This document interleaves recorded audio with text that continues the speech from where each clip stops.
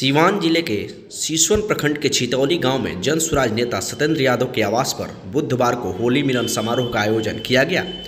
मौके पर जन स्वराज नेता एवं दरौदा विधानसभा के भावी प्रत्याशी सत्येंद्र यादव ने कहा कि होली आपसी प्रेम, भाईचारा और सौहार्द का त्यौहार है।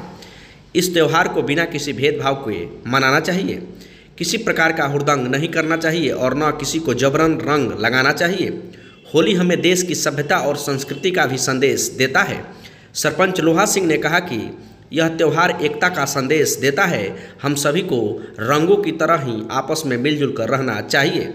इस दौरान दरौदा विधानसभा के भावी प्रत्याशी सत्येंद्र यादव ने आए हुए सभी अतिथियों को अबीर गुलाल लगाकर होली की बधाई दी। इस अवसर पर सरपंच नवीन सिंह, हरिशंकर भगत, राधे श्याम प्रसाद, अजीत सिंह, तनु तिवारी, विकास पांडे सहित सैकड़ों लोग मौजूद थे।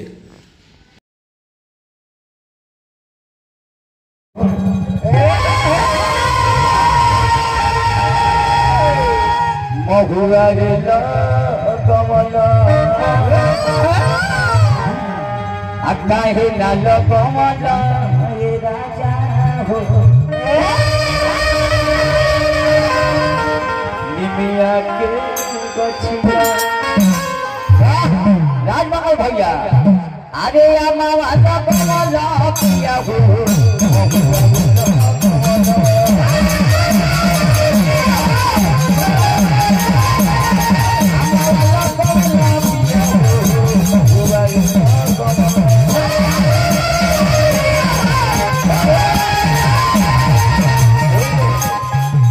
भैया चाहिए बना रहे ऐसे भी अभी हमने बोल बोल के जावे लगा भैया से कहले बनी भैया हमनी के बड़ी कलाकार बनेगा, बाकी भैया केहू के साथ ना छोड़े। यही तो कहे के भैया के देख ए अरे